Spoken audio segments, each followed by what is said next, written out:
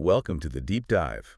Today, we're opening up the playbook of a pretty fascinating figure in craft cannabis cultivation, an operator known as Headymonster.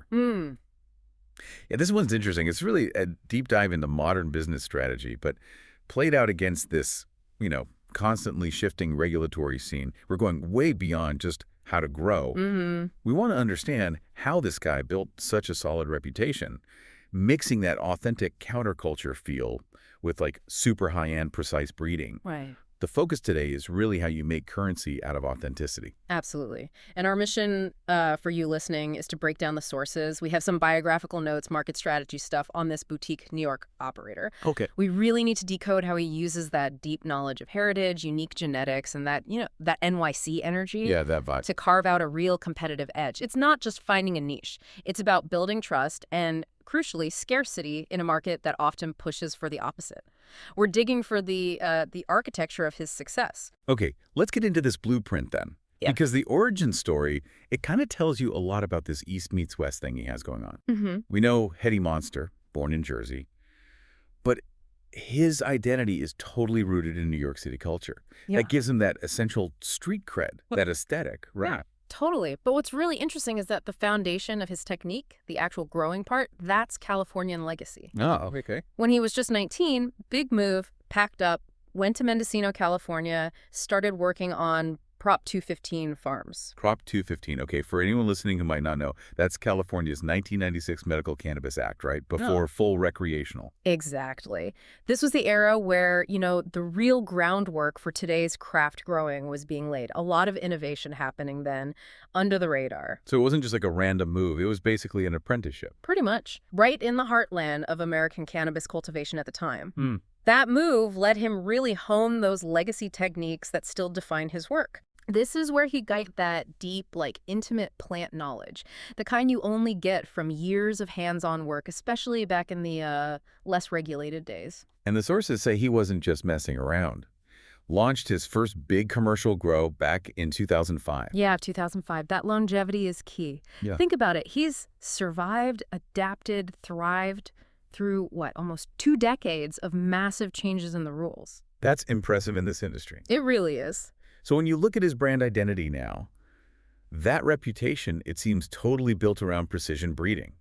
He even says his mission is breeder first, label second. Yeah, and that's not just talk. It's a core strategic decision. How so? Well, if you connect it to the bigger market picture, being breeder first means you control the source material, the uniqueness. That's vital if you want to build lasting scarcity. Okay.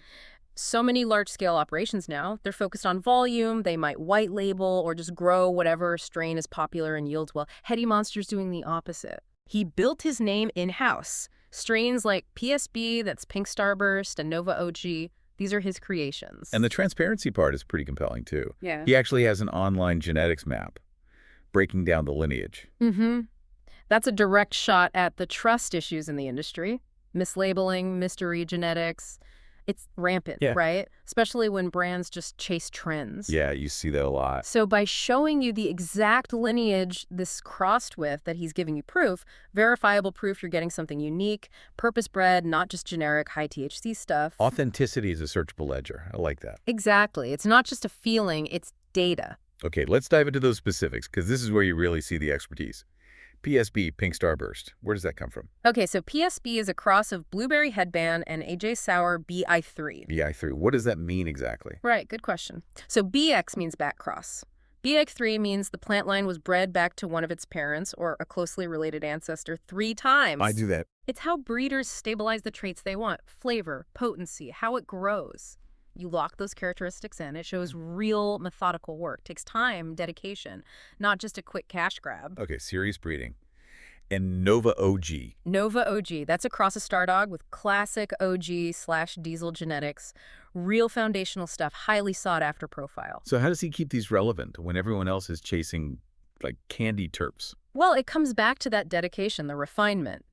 Which, interestingly, leads us to this Manali West project he had back in 2016 with a partner. Manali West, okay. Yeah, that's where some of these key strains really got solidified. But the project got cut short. Landlord issues, apparently. Oh, wow. That's a classic cannabis industry problem, Yeah, right? totally. A real disruption that could have just wiped out years of work. Yeah, lose all that genetic progress. But the sources are clear.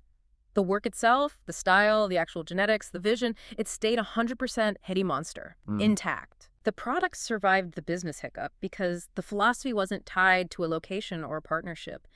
It was about the plants, the quality promise. That setback almost, like, ironically, reinforced his focus on quality over just scaling up. And that surviving vision, it really brings us to his whole philosophy, doesn't it? Strictly flavor, flower quality. He avoids trend farming, as he puts it, growing plants that smoke and speak for themselves, not just chasing the flavor of the month. Yeah, and that's a powerful move strategically. Think about the mainstream market right now. Often pushes super high THC, lots of sweet, fruity, kind of novelty profiles, sometimes at the expense of complexity, you know? Right, the overall experience. Exactly. Headymonster is basically promising that connoisseur experience again. And when his plants speak, they use specific language. The sources mention Malibu Pure Kush, Nova OG, notes like dense frost, pine gas terps, heavy body pull. What does that actually tell a savvy consumer? Okay, good breakdown. So, dense frost obviously means lots of visible tritones, suggesting potency. Pine gas terps, that signals specific aromatic compounds, terpenes like pine, maybe some caryophyllene, gives you that complex, sharp, fuel-like aroma, often linked to potent classic effects. Not just sweet. Definitely not just sweet. And heavy body pull, that suggests relaxing, maybe sedating effects, likely from terpenes like myrcene. So they're selling a specific effect and complex aroma, not just a THC number on a label. So why is this focus on complexity and rarity so key for a boutique operator in New York? Well, because his whole model basically relies on authenticity being his currency and scarcity being his strategy. Okay. The market's saturated, right? So the only way to genuinely stand out is to prove the craft in the grow room. Right. Through that hard work, back crossing, hunting for the right phenotypes, you can't really fake that. Right. And that verifiable rarity lets him command boutique prices and keeps that street cred solid. The consumer feels like they're getting something special, something hard to replicate. But it's not just him in his own bubble, right? He's built this friends and fam network of collaborations. Yeah, that's another key piece. It shows it's a living network, not a silo, like the source says. It underlines that whole ethos of cut sharing, collaboration, trust among growers. Who's he collaborating with? Some really respected names in the craft world. Lazercat, Mendo Dope, Designer Jeans. These are other serious outfits. Collaborating with other top craft growers. Isn't there a risk there? Like sharing your best cuts could dilute your own brand scarcity. That's a really sharp question. And yeah, if you were just selling volume, it absolutely would be dilution. Okay. But Headymonster isn't selling volume. He's selling, like, consensus. By working with Mendo Dope in Cali or Lazercat, he's essentially getting peer validation. Ah, I see. It's like an unspoken agreement among the elite. If these guys trust Headymonster's genetics enough to run them, they must be legit. It's a smart way to try and dominate the entire craft segment's conversation, not just his little corner. So he's really cementing himself as a tastemaker, validating quality, not just growing it. Exactly. And judging competitions plays right into that. Right, you mentioned that. High Times, the Billy Awards, the Emerald Cup. Yeah, the Emerald Cup especially, that's like the OG proving ground for California legacy growers. Yeah. Sitting on that judging panel gives him massive authority. He's literally helping define what craft even means. And he backs it up with wins, too. The sources mention first at Head Stash Bowl NYC 25, second at KNS 24. Right, and KNS is known for tough, blind judging. So successfully competing and defining the rules of competition. That builds authority that, marketing money just can't buy. It's cultural capital. Pure and simple. Okay, now we get to maybe the most revealing part. The clash with the mainstream, this cease-and-desist letter. Yeah, September 9, 2024. This is a huge moment. Where did it come from? Straight from Mars Wrigley, the giant candy and food company. Mars Wrigley. Over what? Over the name Pink Starburst, PSB. Wow. Okay, so the underground naming culture hits corporate IP law head on. Exactly. But here's the kicker, the real insight into his branding. Yeah. Instead of panicking or treating it like some disaster... Which you might expect. Right. They framed it as a milestone. Like proof their underground genetics had finally broken through, gotten so big that a giant like Mars Wrigley had to notice. Okay, that's a bold spin. It is. But let's push on that a bit.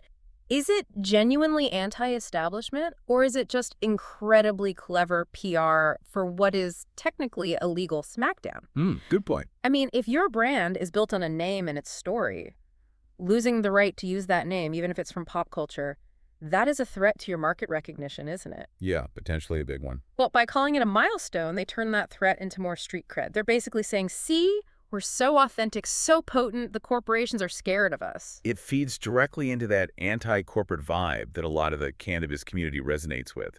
The cease and desist becomes like the ultimate badge of honor. Precisely. Proof of success, validating their whole outsider approach. It just cements the brand as the real deal, the underdog who got noticed. Yeah. So, wrapping this up, what's the key takeaway here for you listening? I think the Headymonster story is just a brilliant case study. It shows how that deep, almost academic knowledge of heritage genetics, Right. when you pair it with a relentless focus on scarcity and crucially verifiable authenticity. Verifiable being key. Absolutely. Yeah. How that combination can forge this incredibly powerful, trusted brand voice, something that really connects with that urban city culture vibes. Yeah. His success isn't about flashy ads or massive scale. Yeah. It's about being trusted as a source, Yeah. a source of elite proven genetics, truly breeder first. Okay, so that brings us to a final thought for you to chew on. We've talked about authenticity, rarity, community trust, building this reputation. Then boom, mainstream IP law, Mars Wrigley comes knocking. Yeah. So the question is that legal challenge actually proof that the craft approach worked, that it infiltrated the mainstream? Or is it a fundamental threat? Could it actually undermine that exclusive anti-establishment identity he's built? Yeah. And maybe even more interestingly, how does a brand like this manage to use that IP conflict to actually boost its authenticity? Something to definitely think about as the legal market keeps expanding and inevitably bumping up against these older, sometimes illicit cultural naming practices.